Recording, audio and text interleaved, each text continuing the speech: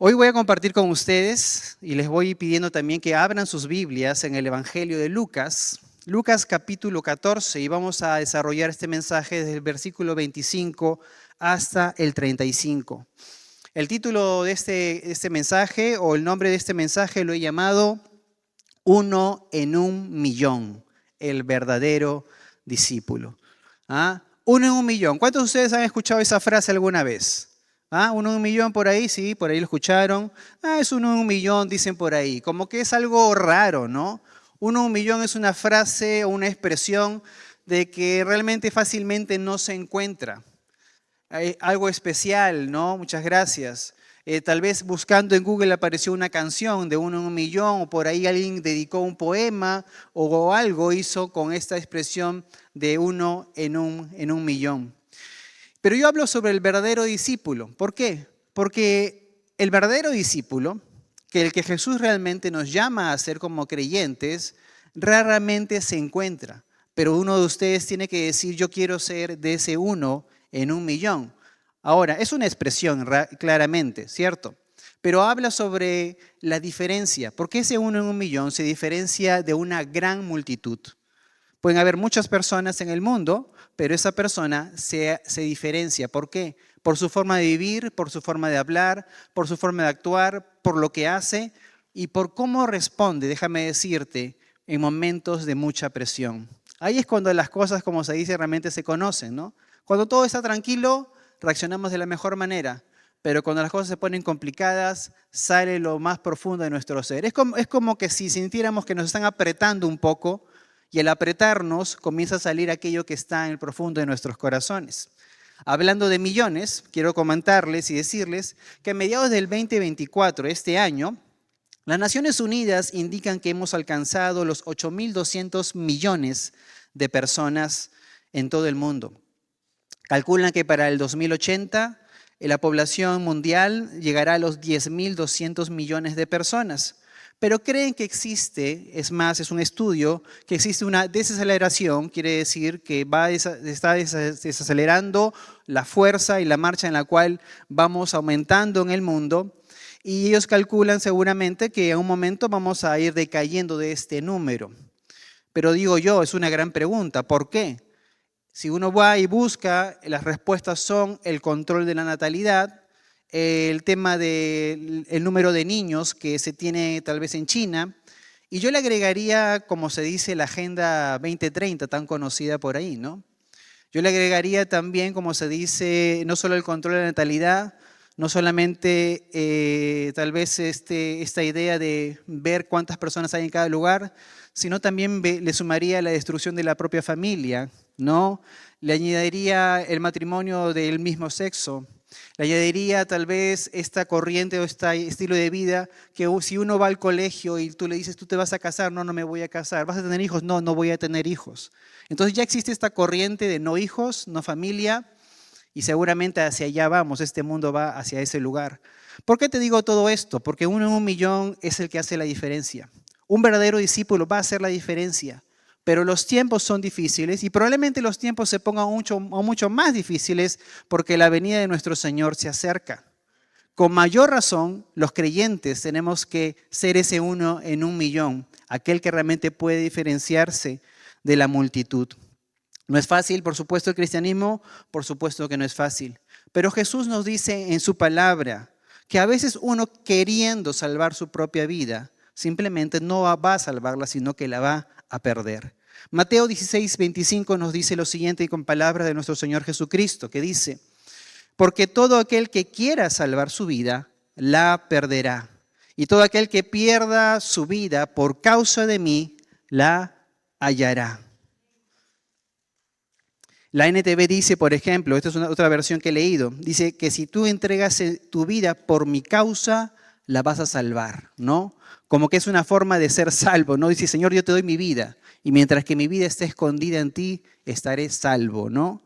Así es que esto, por supuesto, no es un mensaje sencillo, pero es un mensaje en el cual vamos a remontarnos y vamos a ir a un momento de la época en la cual estaba Jesús y la multitud.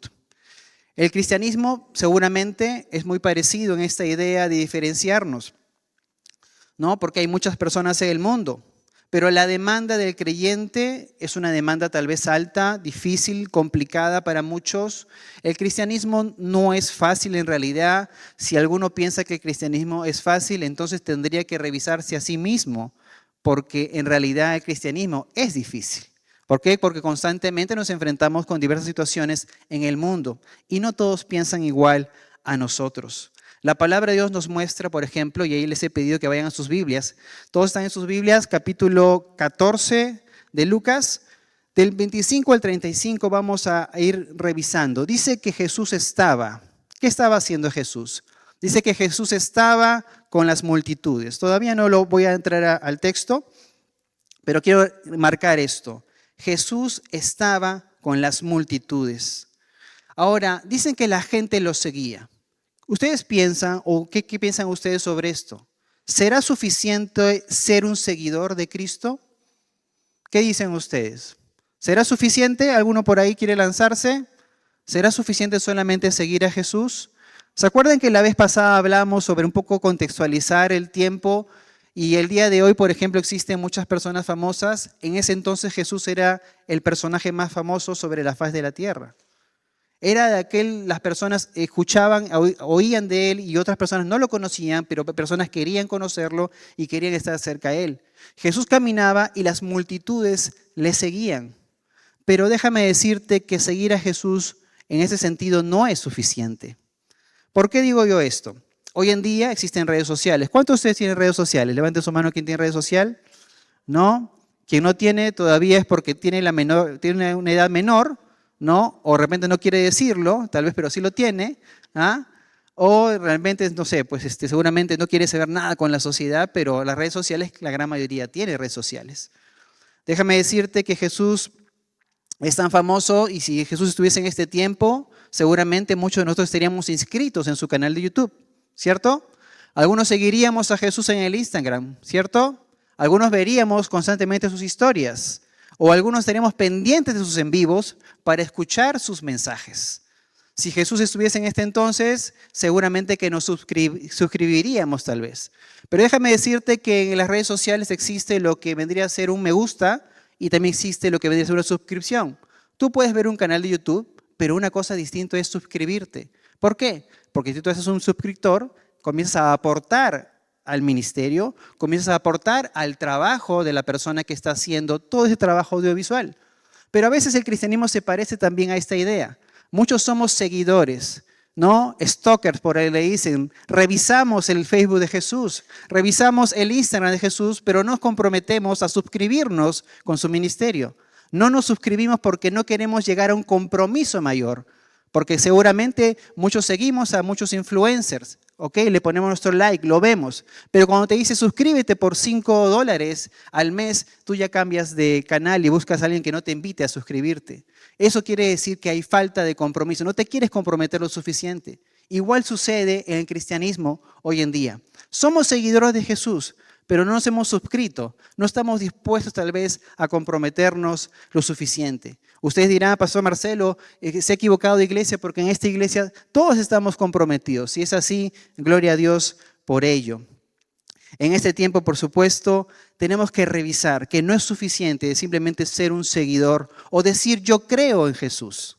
Porque ¿qué hablamos y sabemos que la palabra dice? Que el enemigo también considera y cree que Dios es real, ¿no? Y eso no es mérito alguno. La palabra de Dios nos muestra, y ahora sí vamos a entrar al texto, nos habla acerca de Jesús y sus seguidores. Leemos Lucas capítulo 14 del 25 al 27, que dice lo siguiente.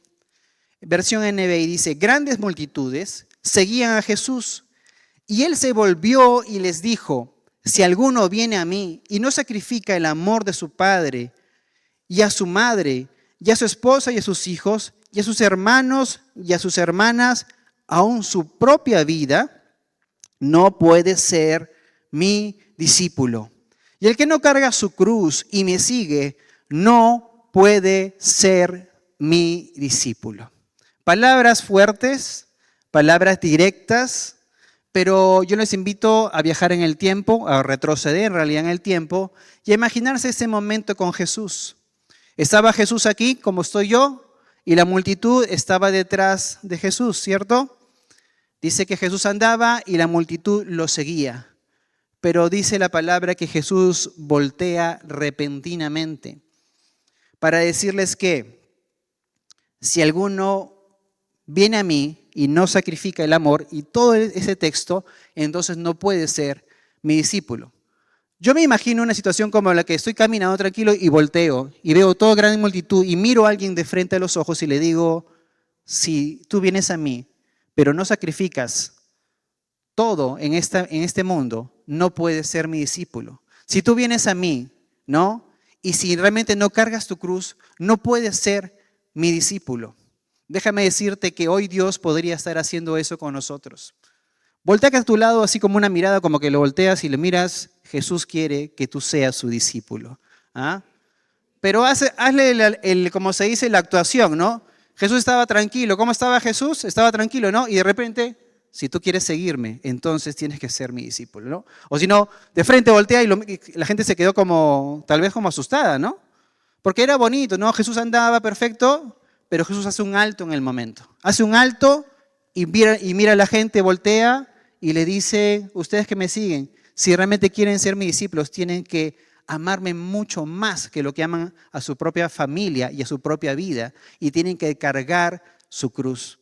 Ahora seguramente, si Jesús hubiera estado en este tiempo, voltearía y les diría, discúlpenme a todos que están acá, son buenos fans, son buenos seguidores, pero no son mis discípulos. Yo sé que el otro día me pusiste un like, pero no te has comprometido conmigo en el ministerio, no te has comprometido en la labor, ¿no? Y cuando había necesidad no estuviste presente. Y tú, tal vez, que la vez pasada te pedí que vinieras a la reunión y no viniste, no estuviste presente. Entonces, Jesús está, de cierta manera, el personaje más famoso de ese tiempo, volteando de repente y repentinamente como hoy mismo lo puede estar haciendo con nosotros. ¿Te imaginas a Jesús ahorita? Tú estás tranquilo mirando hacia el frente y ves que Jesús es así. ¿Ah? Y te dice, ¿realmente quieres ser mi discípulo? ¿Ah? ¿Realmente quiere ser mi discípulo? Es una mirada comprometedora, ¿no?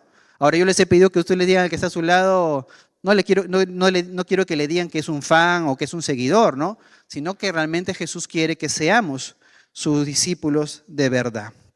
Así que Jesús, en esta conversación que tiene con esta gran multitud, hace un alto para decirles que no basta con ser un seguidor. Que no basta con ser simplemente alguien que está pendiente de lo que pasa con él, pero que no se compromete, o que su compromiso o su amor no escala, no es mayor. Jesús seguramente, déjame decirte, está interesado sí en nuestras vidas, pero está interesado también en nuestra salvación. Alguien por ahí, yo le escuché decir, un pastor hablaba con otro, le decía, los pastores tenemos que dejar de engañar a las personas, haciéndoles creer que solamente porque creen es suficiente. El verdadero creyente y el verdadero que es salvo es aquel que se convierte en un discípulo de Jesús. ¿Qué es un discípulo? Traducción para el discípulo. Discípulo es aprendiz, discípulo es alumno, discípulo es aquel que está debajo de la tutela de un maestro, ¿no? De alguien que lo está enseñando. Entonces Jesús nos llama a ser discípulos nosotros, y aún en la comisión, en la gran comisión, nos llama a ser discípulos de Cristo. En este pasaje podemos decir que Jesús nos da algunas características, y yo voy a hablar con ustedes acerca de 4 características. Digan todos por favor conmigo, 4. 4 características acerca del verdadero discípulo. ¿Cuánta gente le habrá seguido a Jesús?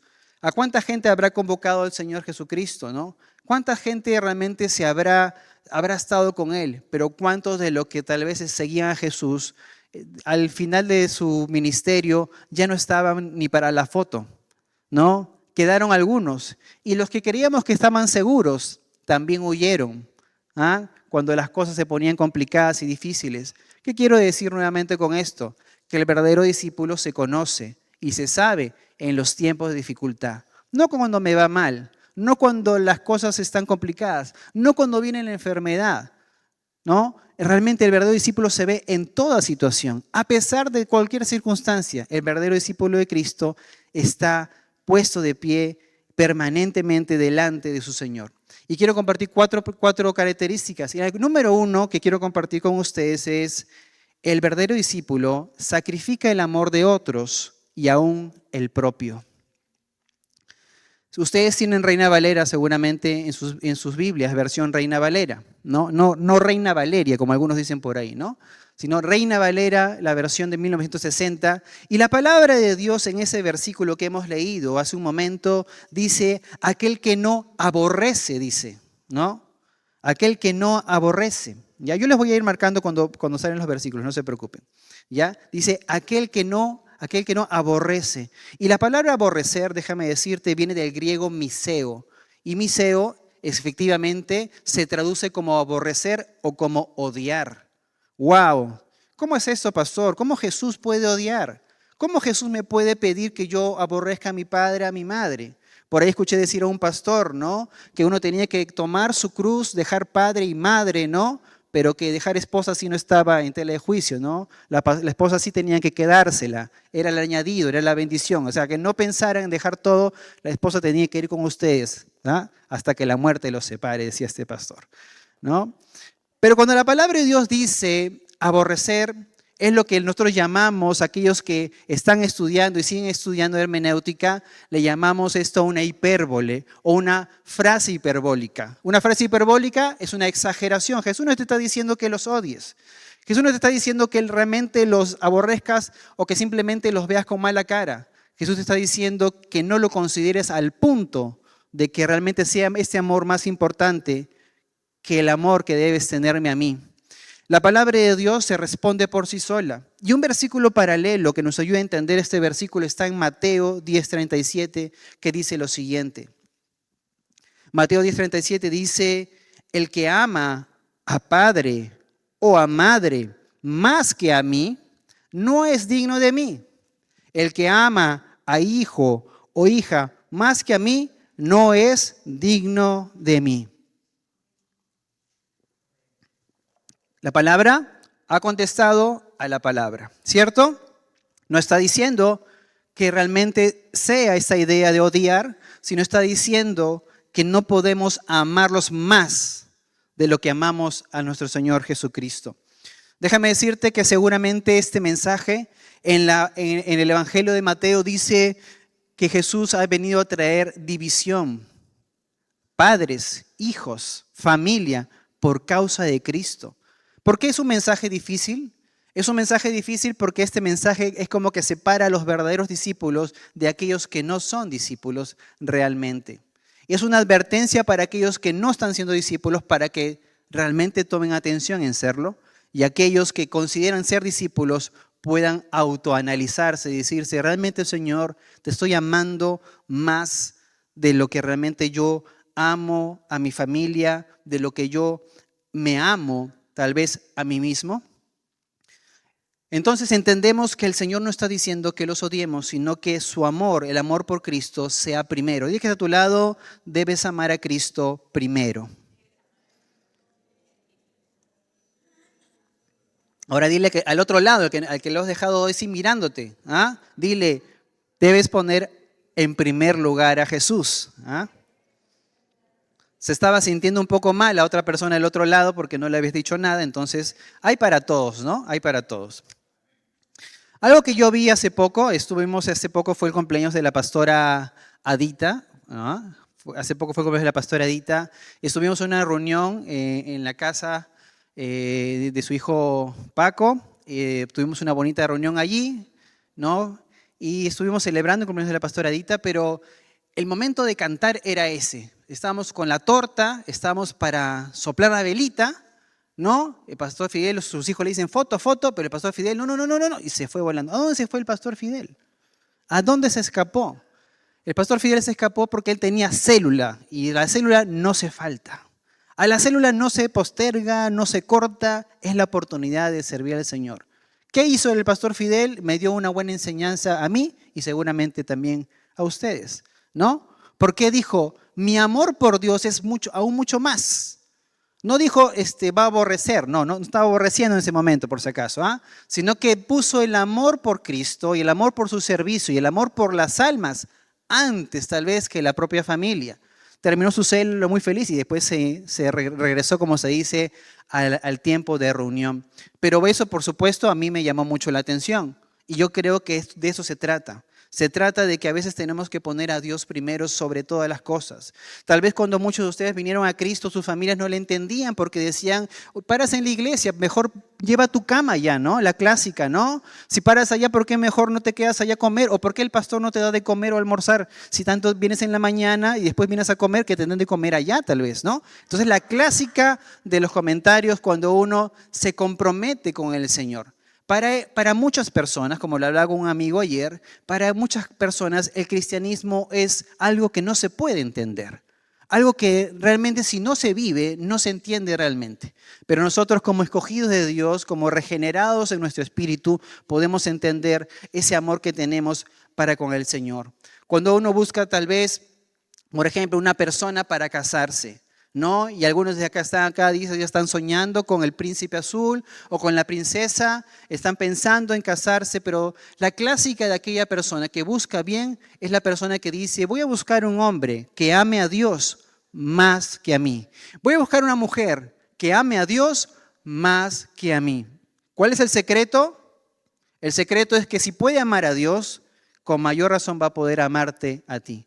Pero si no ama a Dios y no tiene respeto por Dios, ¿cómo va a amarte a ti? La clásica es, si no puedes amar a aquel que no ves, ¿cómo amarás a aquella persona que sí realmente ves? En el día de hoy seguramente, ¿no? Podemos tener muchas excusas y a veces mostramos nuestro bajo compromiso cuando decimos, hoy no vine porque tuve una reunión, hoy no pude participar porque vino un familiar, hoy no pude porque vino alguien de los Estados Unidos, hoy no pude porque mi papá me pidió que me quedara, hoy no vine porque mi mamá me dijo que hiciera esto, ¿no? Y seguramente, déjenme decirles, probablemente sea chocante esta idea, pero cuando uno tiene que decidir por el Señor, uno decide. Otro ejemplo tal vez por ahí, ¿no? Yo le escuché hace un tiempo a Tami hablar de su mamá y me decía, vinieron familia a la casa y salimos volando y mi mamá me dijo, muy tarde yo me tengo que ir a mi iglesia y me voy a cantar, dijo. Se fue a su iglesia y se fue a cantar, ¿cierto? ¿No? Y había venido la visita, creo que le dejó la torta, todo, sírvase bonito, ya vengo, ¿no? Y se fue de frente a su culto porque decía, el Señor es primero, ¿no? Y eso es algo que tenemos que tener en nuestro corazón. Poner realmente a Dios primero en todas las cosas. Ahora, ¿será este un mensaje, como algunos predicadores dicen, será este mensaje para todos? Probablemente no sea un mensaje para todos, probablemente sea un mensaje para algunos. Por eso la prédica se llama uno en un millón. Pero qué alegría realmente saber cuando Dios dice que realmente estaremos delante de Él y sus siervos estarán delante de Él. Le escuché una vez hablar a un pastor llamado Itiel Arroyo, que algunos conocen, y le dijo, pero Señor, ¿por qué a mí me exiges cosas que a otros no lo exigen? Y Dios le dijo a él, es que yo soy un Dios personal, yo te lo exijo a ti, pero no a ellos. Así que Dios está hablando en nuestras vidas y nuestros corazones. Seguramente las demandas son diferentes, tal vez en el tiempo en el que estamos, pero lo que sí Dios nos demanda hacer a todos es hacer sus discípulos.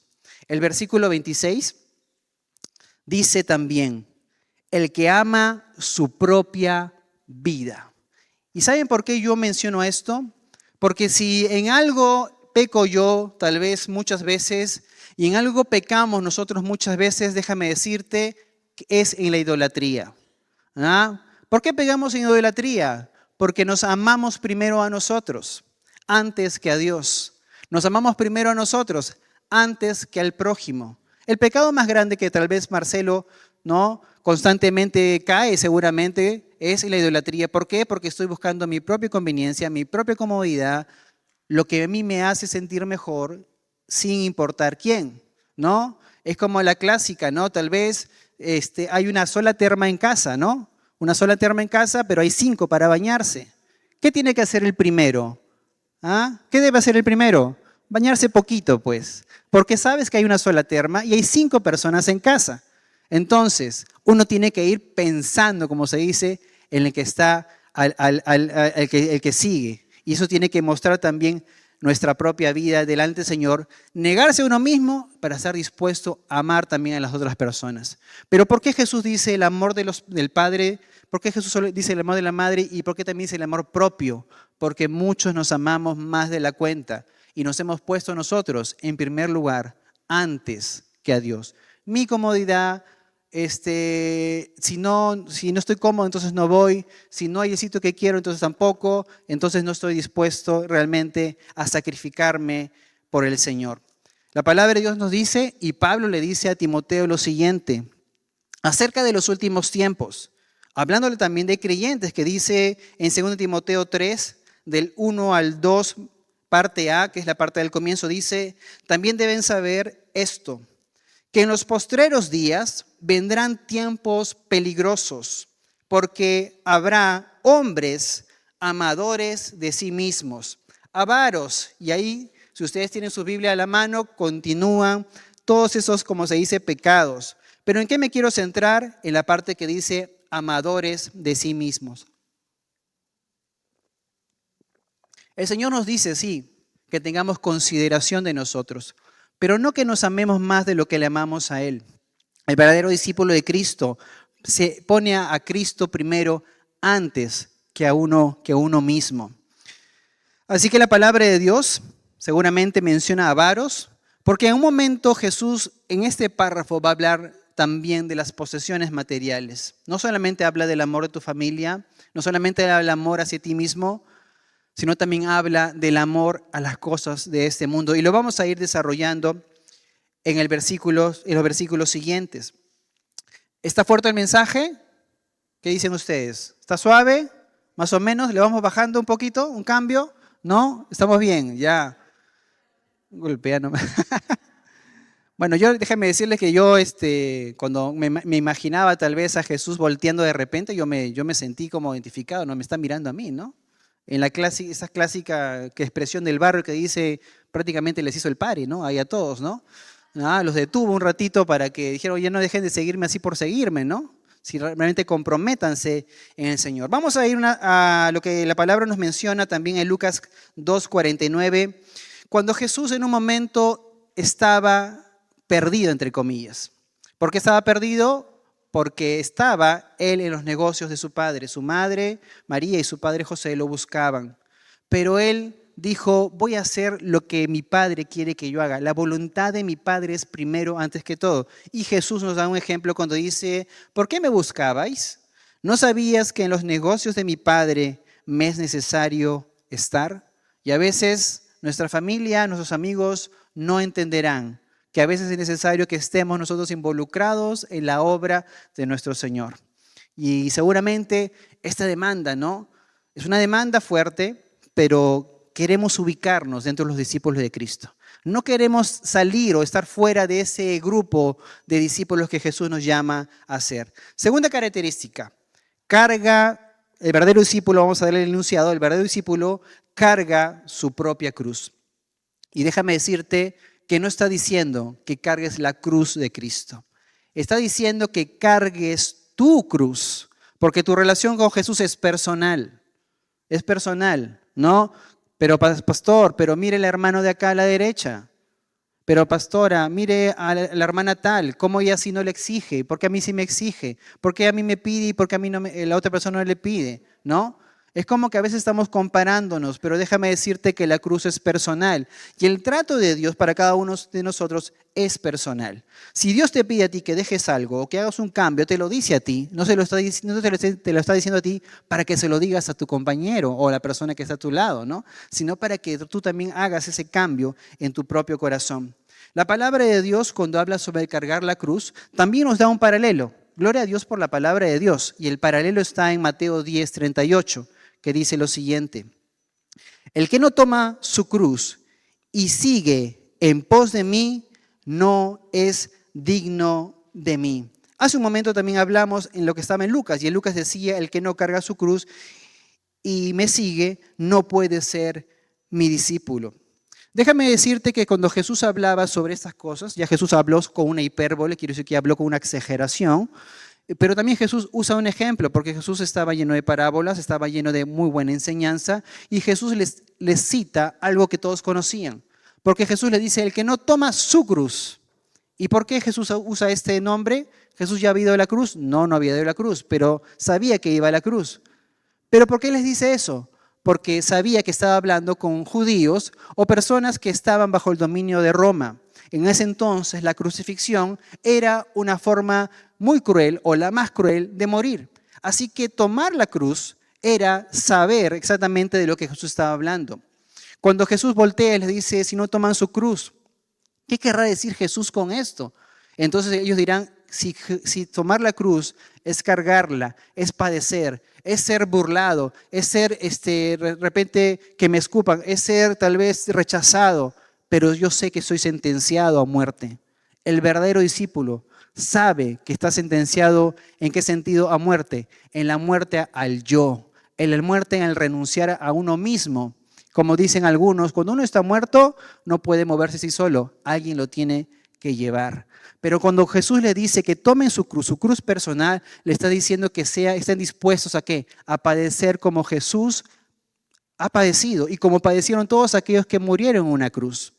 ¿Por qué? Le está diciendo que estén dispuestos a ¿qué? A estar dispuestos tal vez a ser rechazados, tal vez a ser insultados, tal vez a ser apartados, tal vez a ser catalogados de diferentes formas, pero también al punto de estar dispuesto a rechazar tu propia vida por causa de Jesús. Ya lo dijo en el primer momento, diciendo lo que no te ames más que a ti, y ahora te dice, tienes que estar dispuesto a cargar tu cruz, quiere decir a morir también por causa de Cristo.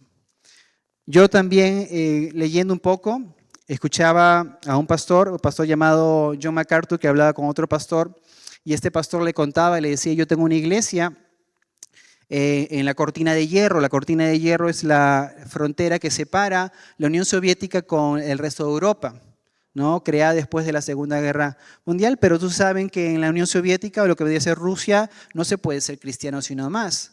Y este pastor decía, yo no tengo problemas, decía este pastor, le decía al otro pastor, yo no tengo problemas de falsas conversiones, porque aquí el que se convierte realmente sabe que va a morir, ¿no? Aquel que se convierte realmente sabe que tiene que entregar su vida por Cristo, porque si lo escuchan hablando sobre Jesús o lo ven con una Biblia, es cárcel segura, hasta condena también. Así que decía este pastor, en nuestra iglesia no tengo el problema de falsas conversiones, porque todos los que están aquí saben que van de frente a dar su vida por Jesús, ¿no? Qué tremendo, ¿no? Porque déjame decirte que seguramente la iglesia en Latinoamérica tal vez no sufrimos esas persecuciones o tenemos libertades y podemos ser seguidores y no suscriptores, como se dice, ¿no? Seguidores o buenos fans de Cristo, pero no verdaderos discípulos porque no estamos siendo apuntados con una pistola o no estamos bajo pena de cárcel por lo que hacemos, ¿no? Pero en ese entonces sí y en otros lugares también. Entonces ahí se ven, como se dicen, los verdaderos discípulos. Cargar la cruz de Cristo, cargar nuestra propia cruz es estar dispuesto al rechazo, al desprecio, al padecimiento, a negarse a nuestros propios deseos, es tal vez a vernos muertos a nosotros mismos, pero vivos para Cristo. Número 3, tercera característica. El verdadero discípulo, dile que está a tu lado, no deja lo que empezó.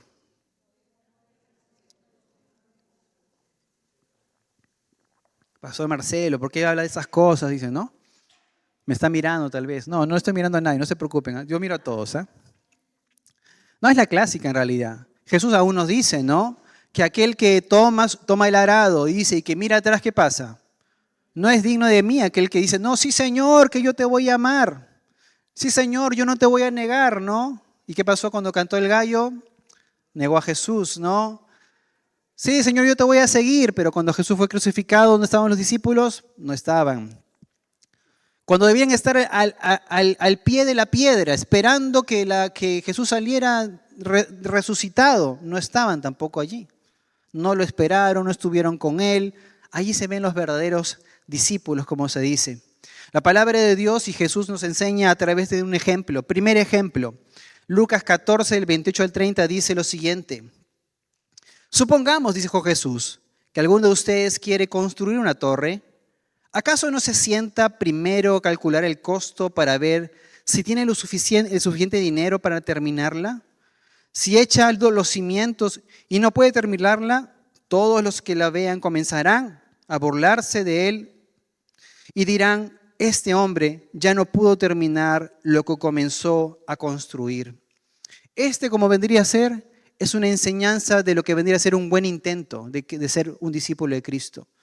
Que estuvo dispuesto a construir, pero no calculó los gastos, no calculó que tal vez sería difícil seguir a Cristo y se aventuró, levantó la mano por emoción. Es como podríamos decir lo que hoy decimos sería una conversión tal vez a la ligera.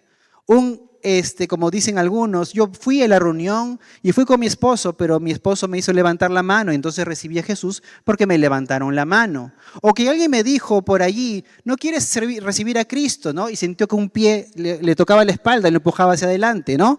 Entonces pasó y ahí hicieron la oración de conversión.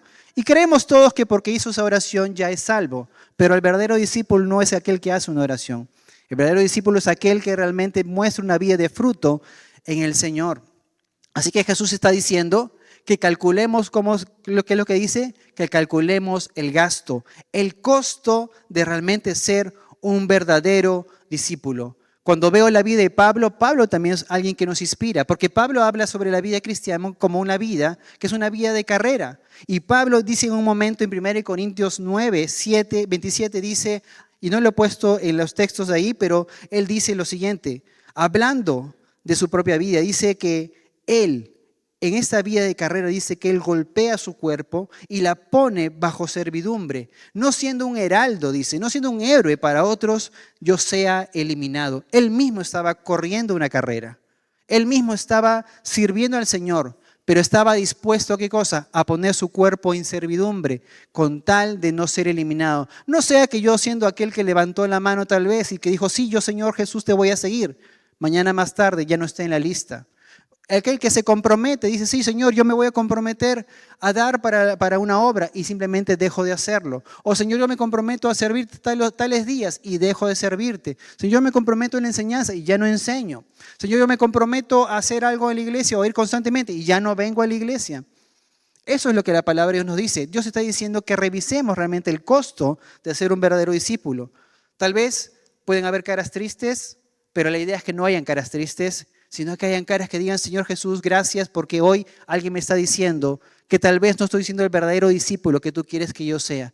Hoy yo puedo hacer un cambio. Hoy yo puedo resarcir esto. Déjame decirte, y siempre lo digo, y es más, creo que me lo acordé después de mucho tiempo. Aquel que viene a Cristo, realmente, si sabe que está en Cristo, ya no tiene marcha atrás, ya no vuelve atrás.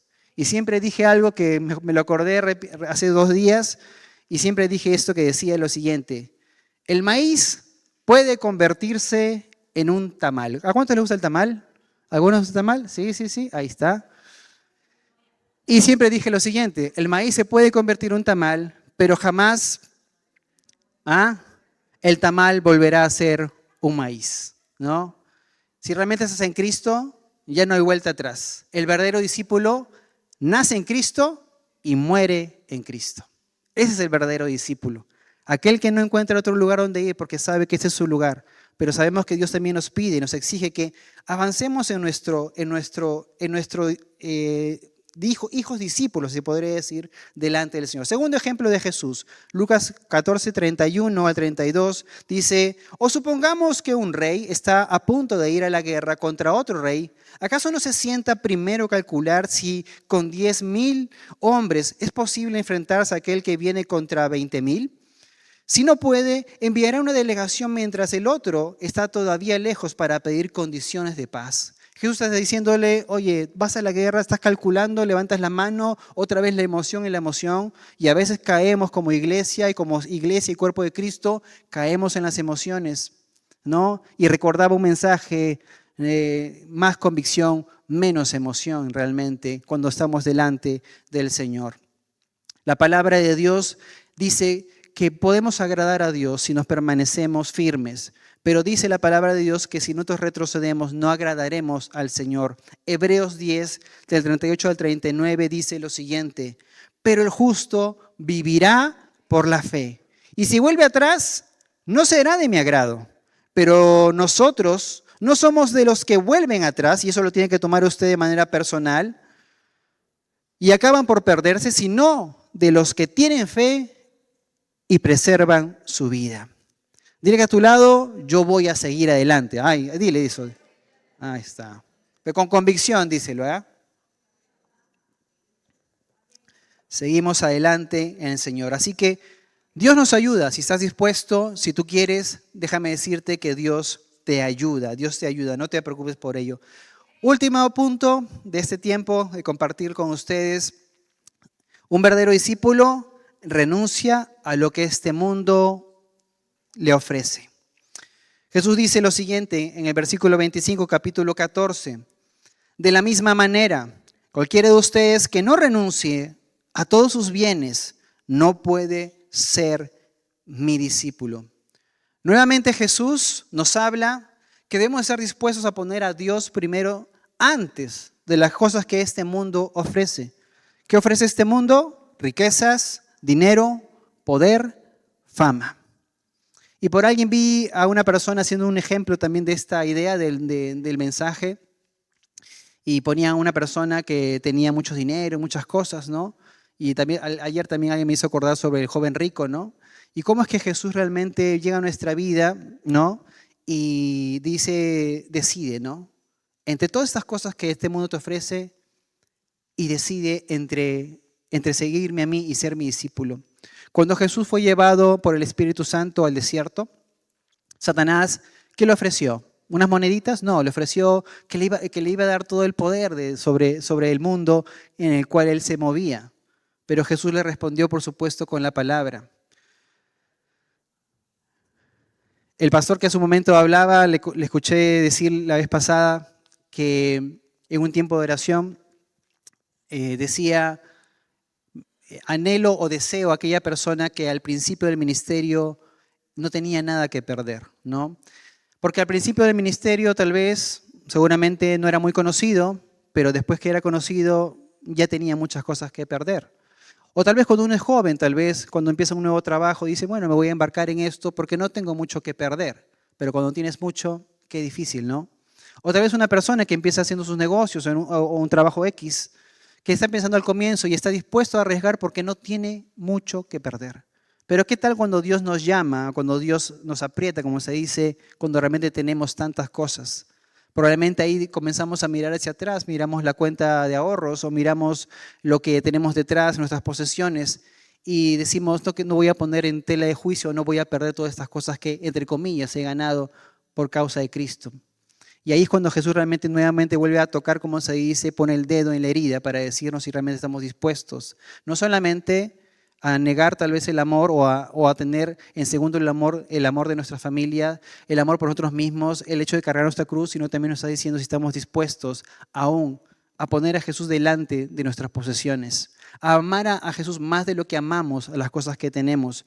Por eso Jesús también nos dice, y la palabra nos menciona en Mateo 6:24, nadie puede servir a dos señores, pues menospreciará a uno y amará al otro, o querrá mucho a uno y despreciará al otro. Ustedes no pueden servir a la vez a Dios y a las riquezas. El Señor y nuestro Señor es enfático en el hecho de darle el primer lugar a Jesús en nuestras vidas. El verdadero discípulo, aquel que tal vez hoy día le puse 1 en 1.000.000, es aquel discípulo que está dispuesto. Es difícil de encontrar, pero seamos de aquellos que son difíciles tal vez de encontrar, aquellos que podemos hacer, como se dice entre comillas, sonreír a Dios con nuestras vidas, vidas que realmente en las cuales el Señor se agrade, vidas en las que el Señor no tiene que voltear de repente para decir, oye, deja de ser fan, deja de ser simplemente un seguidor y realmente ser el discípulo que yo quiero que tú seas. Todo este párrafo cierra de esta manera en el versículo 34 y 35 cuando Jesús dice, la sal es buena, pero si la sal pierde su sabor, ¿cómo recuperará su sabor? No sirve ni para la tierra ni para el abono. Hay que tirarla fuera. El que tenga oídos para oír, que oiga. Hoy, como en ese entonces, Jesús les dijo, están atentos, ¿no?